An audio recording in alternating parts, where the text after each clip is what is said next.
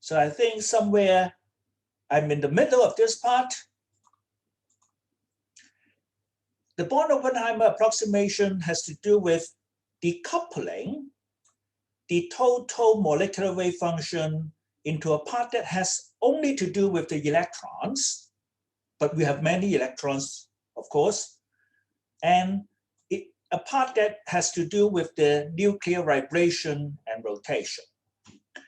Here, I inserted a parameter, that is to say, what is the separation of the nuclei? For the most part of this module, for simplicity, we will focus the concept, the conceptual part on diatomic molecules. Molecules that are made up of two atoms. But if you understand that, extending it to polyatomic molecules is only making the problem more complex, but conceptually the same. Here, this R just signals what is the given but fixed separation of the two nuclei. That is to say, the idea is that this is the whole molecular Hamiltonian that we analyzed it last time. And then this is the relative motion of the two nuclei. So last time we already did that. Here is I sit at A, then I look at how B, the two nuclei, how B at a relative coordinate R may move. So this is the kinetic energy term. So according to the Born-Oppenheimer idea, here's the key process. Oppenheimer and Born has the idea that, how about this? For the moment, don't let the nuclei move. So the kinetic energy term will be ignored, but be very careful. We are not ignoring it forever. We are just ignoring it for the moment. That is to say, after we handle the electronic part, where the electrons are lighter in mass, thereby their dynamical part is a more important part of the problem than their nuclear motion. So they have the idea that for the moment, don't let them move and only consider the electrons' behavior. So for the full Hamiltonian, the first term, let's ignore it for the moment. Then I dash out the other terms here in this box, and you see, it has to do with the kinetic energy terms of the electrons. There are many of them, ZA plus ZB of them. I call it N, so many, basically 30, 40, okay? Even the simplest thing, H2, you have 2 electrons. Just to remind you, every electron can see nuclear A, that is the Coulomb attraction, so many terms. Every electron can see the nucleus B, so many terms attraction as well. The 2 nuclei repel coulombically, so this is a constant.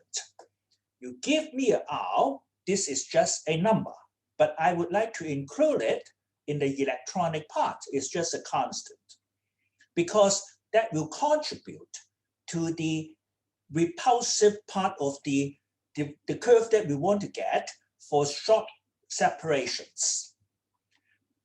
The most troubling term will be this electron-electron repulsion. But we saw that in atoms. So again, in molecules, there are the same technique, Hartree, Hartree-Fock, those kind of things. Now, for simplicity and for clarity of notations, I would call this electron part Hamiltonian simply H electronic, without writing down all these things all the times. And then just to make sure that you follow, here it is a function, just like any Hamiltonian. It is a function of the momentum operator of each electron. It is a function of all the position operators of the electrons.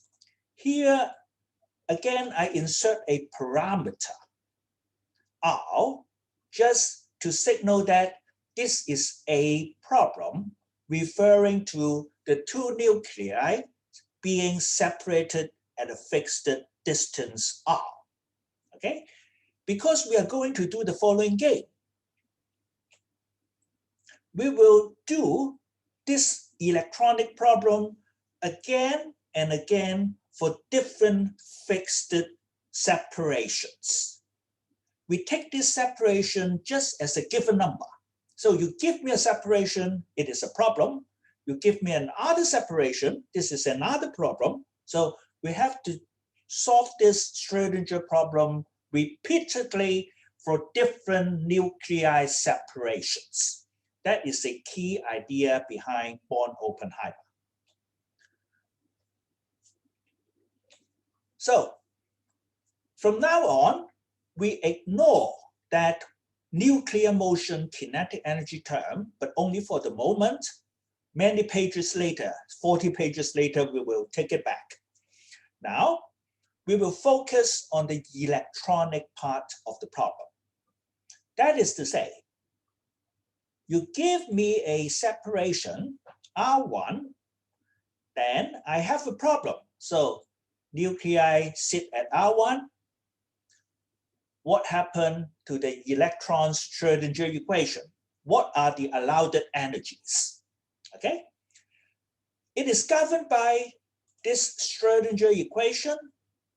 You just saw the Hamiltonian, and this is the wave function that we want to obtain. How to do it? There will be a further very clever approximation in the next part that I just introduced at the beginning, called linear combination of atomic orbitals. This is to solve this electronic part. But I will withhold that discussion until you have the big picture of this Born-Oppenheimer approximation. And then you know where we are when we proceed to discuss how to solve this equation 10.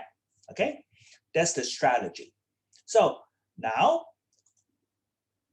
the Schrödinger equation, of course, is meant to solve for many things. The electron's wave function, if we know that, we know how the electrons are distributed given the two nuclei sit like that.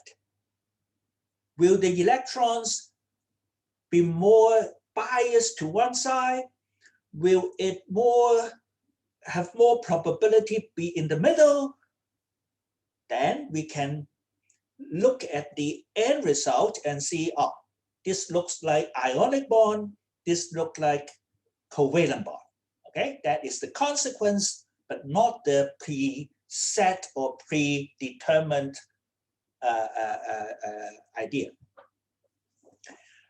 In addition to the wave function of the electrons, the Schrödinger equation is also meant to solve for the allowed energies for the electrons. And this is what I labeled here. E subscript electronic means there is still a vibrational energy and rotational energy of the nuclei not included in here so far. And this is a parameter R, again, because each R is a problem. So at the end, we would like to do the following. R1, solve this, then I get this number for a particular R1. So I depict here, give me an R1, I solve the Schrödinger equation, I will get many allowed energies for the electrons. So that will be R1. I solve it. Just like any Schrodinger equation, usually you don't get only one number, you get several numbers. So conceptually, I think there are a field here. There may be more up in energy, but I run out of space. So I dotted 3 here, okay? Then you go back to the same equation. Von Oppenheimer said, let separation be fixed. Then you fix it to the other separation. You do the problem again. Then you have some other eigenvalues for the electrons. Similarly, you do it for R3, then you get some other values. And then you repeat it for R4, even make it denser so that you know the behavior more accurately, all right? So after you do it many times, at the end, you may get something like this, okay? Let me tell you that indeed, okay? If it is hydrogen, then we can have a very clever method to think about this. This line comes from the hydrogen 1s atomic state. On the left hydrogen and on the right hydrogen, so I have 2 atomic states. R may be the molecular solution of that Schrodinger equation, can be approximated by a linear combination of this 1s on the left plus this 1s on the right with some coefficient. Rewind your mind, okay? Now that is a perfect scenario to do variational calculation. And then immediately you know, there is a small matrix, and then there are 2 numbers, okay? So you will get something called the bonding, something called the anti-bonding state, okay? Now, that will be something that we discuss in the next part. For the moment, if we do it for H2, 1s, then we will get 2 curves. We will get these 2 curves, not the upper one, but these 2, okay? The most profound consequence is the following. By studying the electronic problem, such a binding curve emerges, okay? The point is, we don't need to preset, this is the curve. No. It is a result of solving the quantum mechanical Schrodinger equation. And I think that is a triumph of humanity, human minds of the 20th century. It is at this point that we understand the physics of matter. Okay, so we are only, I think, 96 years into this triumph. Although we have 5,000 years of history at least. Okay, so this is a very important moment in science, in physics, and I think in your learning. So after we do that, then we can find out, actually it's a result that there is a minimum. And the minimum means there is a preferred separation. So this will be the bond length from quantum mechanics.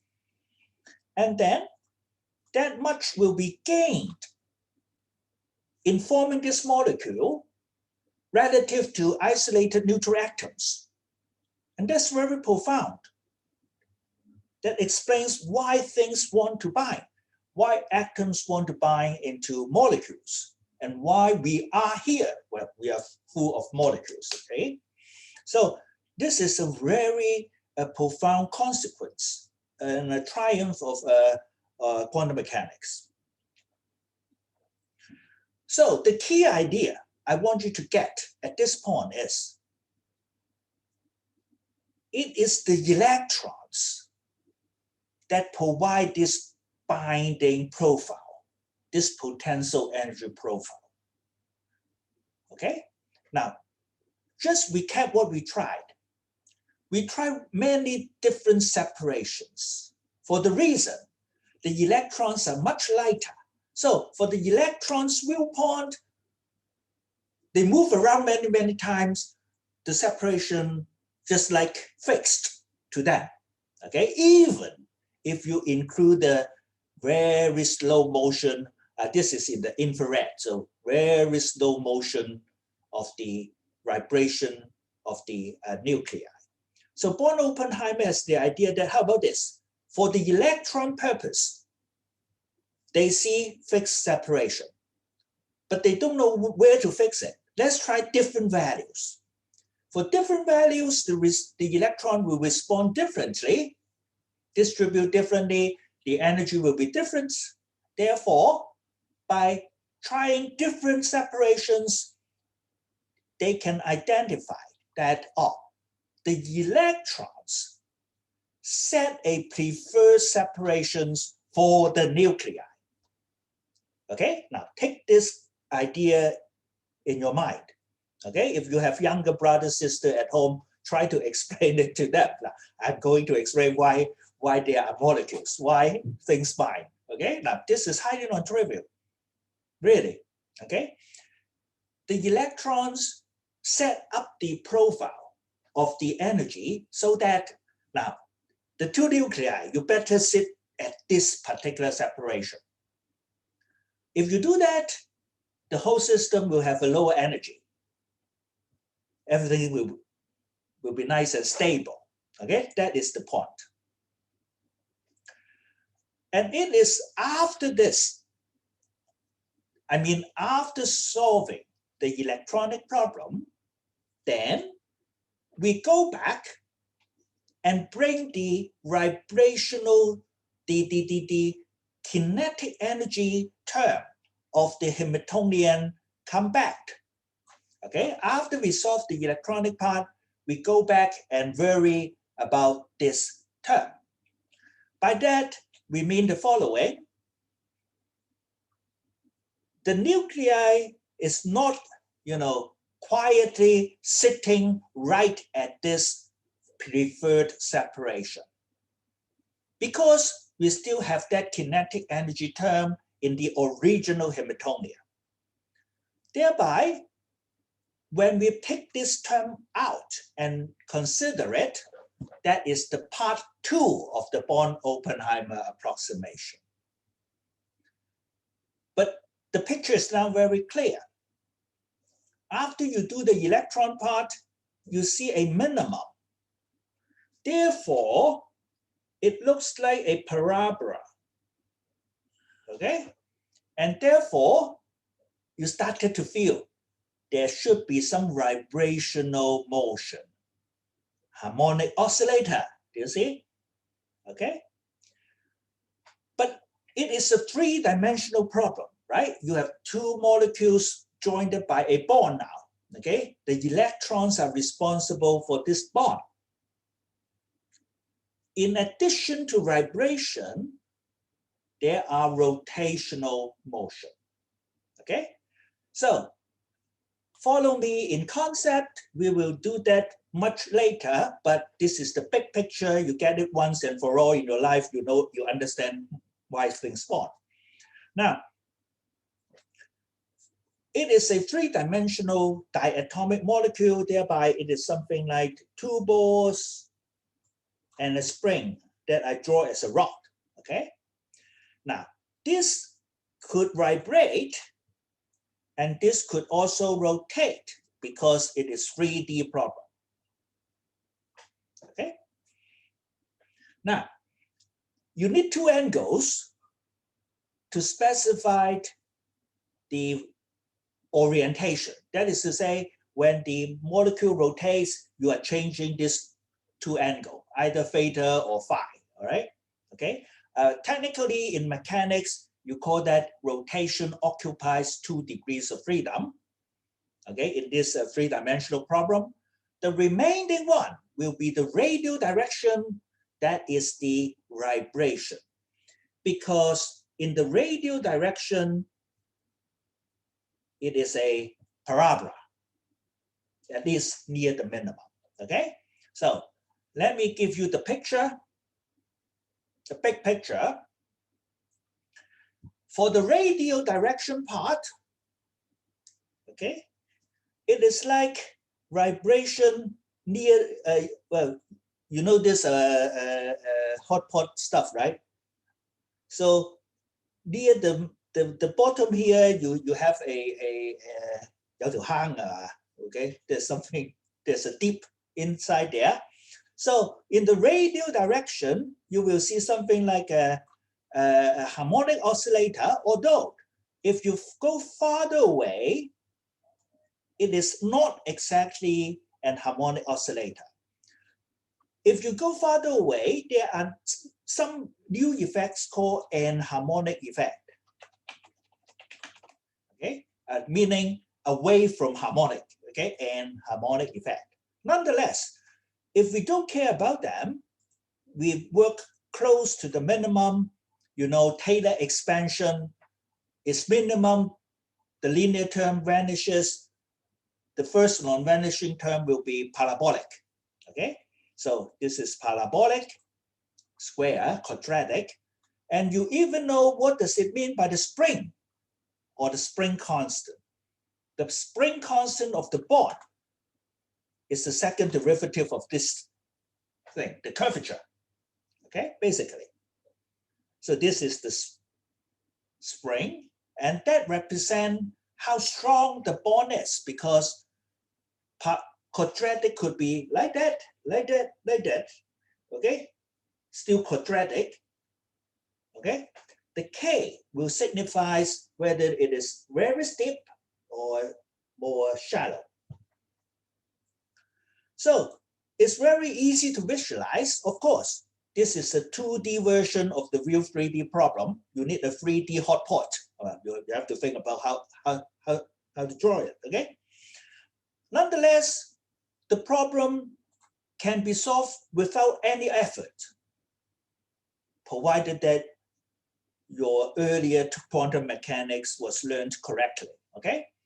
Harmonic oscillator, of course, we know the energy. So these are the allowed energy for the nuclear motion, okay? So here is not the electron anymore. The electron part is done. Here, it is about vibrational motion of the two nuclei, okay? You see, we don't need to solve any equation further. We only need to realize it is harmonic oscillator physics in the vibrational part. The point is about what is omega, all right? Okay, fine. It is the spring constant, right? K over reduced mass square root is omega, all right? But what if we have CO2? Not diatomic, but triatomic, this thing. What to do then, okay? Now, that's why in the curriculum, you also learn classical mechanics. In classical mechanics, you have learned something called the normal modes. Have you? 3 balls, 2 springs. What are the normal modes, right? Typical problem. And you can solve the normal mode for several situations. One, only allow motion along this line. Second, you also allow the motion to be up or down the line, or inside the page or outside the page. That is 3D version. Then you have all this about stretching and bending normal modes. And those, each one of this normal mode will become an independent oscillator problem, and therefore we don't need to do any further mathematics anymore if you know normal modes. Molecules will have its own characteristic normal modes. And that is exactly why we can do infrared spectrum to identify that molecule is outside. Okay, it is even in the interstellar medium, we cannot reach out, but we can still do molecular spectrum at different spectral range to find out what are the molecules out there. Okay, and that is the a very profound consequence. So, summary, the vibrational part will not be a problem after we solve the electronic part. We even know how to write down the answer because we know harmonic oscillator physics. That's nice. How about the rotation? Rotation again is easy. Here, rotation means I am sitting, A is sitting here, B is here, okay? So you can think about here, it is right at the bottom of the dip, okay? So that B could do the rotation around the minimum there, okay? So here I depict it, but in 3D, it is a rotation with A in the center, B out, 0 apart. This can be at any angle on a sphere, on a spherical surface. That problem is called 3D rotor. It is one of the problems solved in Schrödinger's 1926 papers, the first few papers in quantum mechanics. And I think you did that in your earlier course. So here, what I depict is the 2D version. It is a 2D rotor rotating on a plane. 3D, 2D doesn't matter. We know the answer because, well, again, we don't need any effort.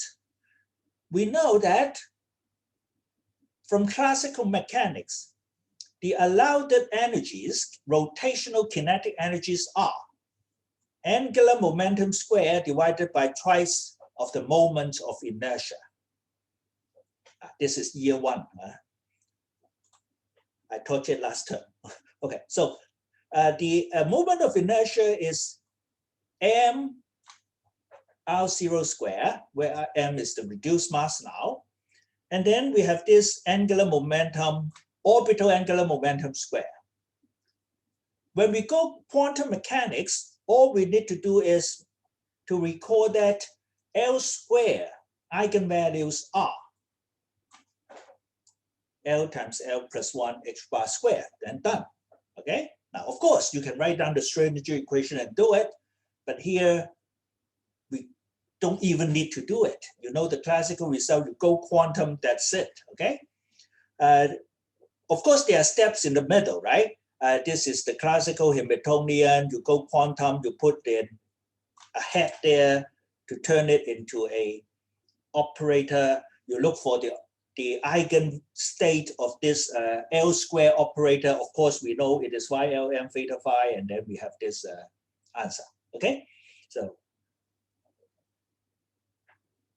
summary, when we have this electronic part done, even the rotation motion of the two nuclei will not be a problem. We can write down the answer readily. Okay, so at the end, we have this total energy of a molecule. We solve the electronic energy, so this number is this minimum. Okay, but that is not the whole story. The whole story is, after that, we need to worry about the nuclear motion. The nuclear motion will have a harmonic oscillator part, okay, and a rotational part, okay? These 3 terms together will give us the allowed energies of a molecule. Okay, so it is like an address. The allowed energy, for example, is in the lower curve, that is to say in this curve. It could be in some higher curve, but for the moment, don't worry about it. In the lower curve, so it is the minimum energy. Then, depending on n is 0, 1, 2, 3, it can be in the ground vibrational state, or the first vibrational state, etc. And it can be in the 0 rotational state, or the first rotational state, L equals 1, the P state, or the L equals 2 rotational state, and so on. Okay, it's like writing down a precise address of what energy is the molecule now in. All right, so here is the big picture. The first term is this number. The second term are these horizontal lines. Harmonic oscillator, all right? The third terms here. L goes from 0, 1, 2, 3, 4 and onwards. Therefore, when n is 0, then you start a series. Okay? L equals 0 is just this line. Then L equals 1, 2, 3, and so on. Because it is L times L plus 1, it is getting slightly farther and farther apart with increasing L. So this series even go up to here, all belongs to n equals 0. And then starting from n equals 1, you have a new series of L comes in, okay? Now, the point is, for a molecule, I will answer that later, okay? For the molecule, that is to say, it could be of the energy here, all right? It could be of the, at this state, okay? So these are the molecular states. Now you can imagine, if I shined in the proper wavelength, we just learned matter-light interaction, okay? So if you shine in, here is infrared. The molecules usually are populated here. So in a gas, some of them will be here, some of them will be there, okay? But here, higher in energy is more difficult. You have room temperature only. Then you shine in the proper infrared range, then the molecule will make a transition from here up to this state. Then you will see the molecular spectrum. And that will be the signature of a molecule, okay? So here I show you a typical infrared range molecular spectrum. This is beautiful stuff, right? This picture by itself is beautiful, right? And what I would like to tell you at this point is, by reading out several things, for example, line 9909, and there seems to be, should have a line here, but it's not there. You just read out this point, I mean the frequency, then you already know one thing about the molecule. What you know is H bar omega, and omega is how strong the bond, the spring constant divided by the reduced mass. Therefore, you know the strength of the bond. That's easy, right? You just read that out and then you plug in your calculator, you know one thing. Another thing is that there seems to be rather regularly spaced lines, right? So the trick is, read out this difference, okay? And the consequence is that if you know this difference, you can work out the bond length. This is related to the rotational transition. It is related to the moment of inertia. Therefore, you can extract the bond length.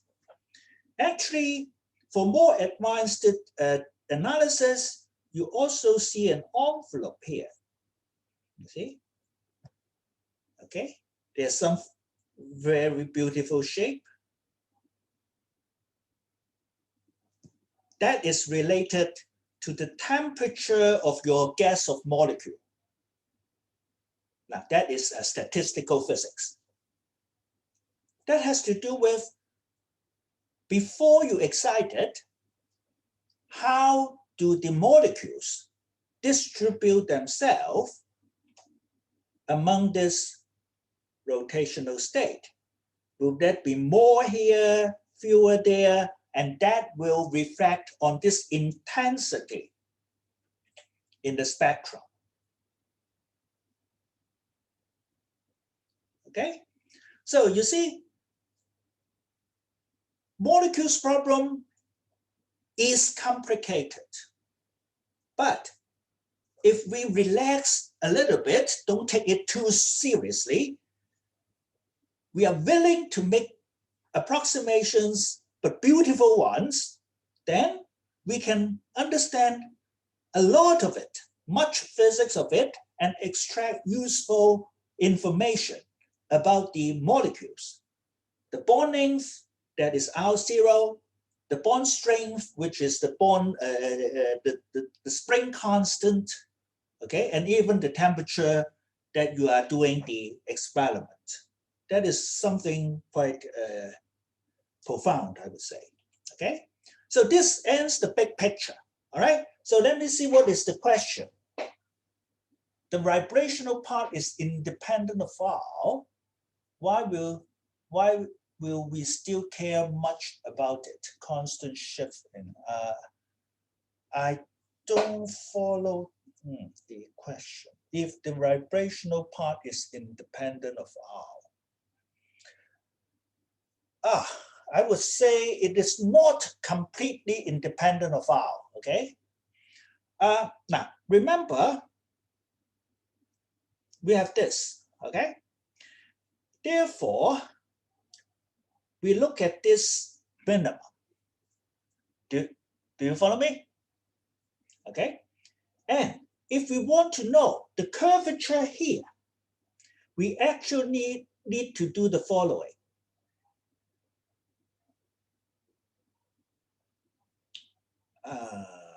Sorry. Oh, sorry.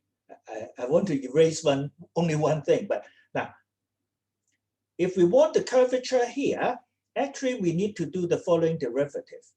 du dr evaluated at the equilibrium position. Square, second derivative, okay?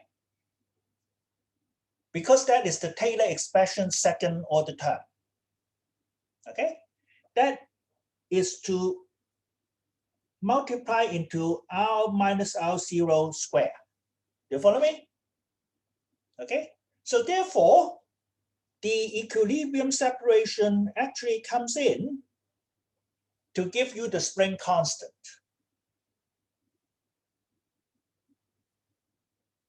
Okay, so it is not so as independent. You have to do that part first, and then you realize the curvature at the minimum there.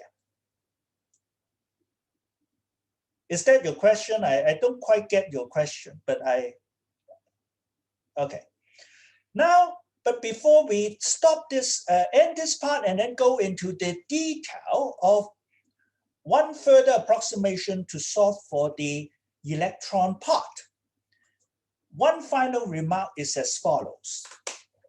What I just told you is the simplest possible ideas. Remember that when I tried to explain to you the vibrational part, it is like in the radial direction, then I see the hot pot, the minimum. So if I have a marble there, I put it there, it will oscillate. So that is the vibrational motion. Then in the rotational motion, actually, I have made one approximation. I'm telling you that, let's pretend for rotational purpose, it is right at the minimum and do the rotation. So I take it as R0 and only do the rotation, okay? However, if you go to a three-dimensional, this kind of oscillator problem,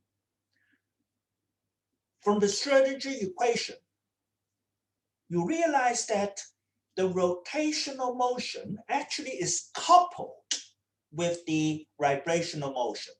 Okay, now you can easily imagine that the motion should be something like that, right? Do you see that? As you rotate, the object also vibrate. Okay, do you get this picture? Okay. Now that is, of course, a complete treatment. That should be the case, but that is more difficult, okay? For practical purpose, it is very okay to decouple it so that the vibrational one is decoupled from the rotational one, so that immediately we can write down the two terms, the vibrational energy term and the rotational energy term, okay? But you must understand, underlying this, it is a slight approximation. When that doesn't work for some molecules, usually the lighter ones are more troublesome. The heavier one is easier, okay? Then you have to remind yourself, there is an approximation at this point, okay? Other than that, we will not play with any further away from this approximation, all right? So I think it's a good time to have a break. Then we will start the next part in which we will solve the electronic Schrödinger equation for diatomic molecule in a very clever but highly quantum mechanical method. As I advertised, it is called LCAO, linear combination of atomic orbitals. Wonderful stuff, okay? Chemistry Nobel Prize awarded for that work, okay? So see you after the break.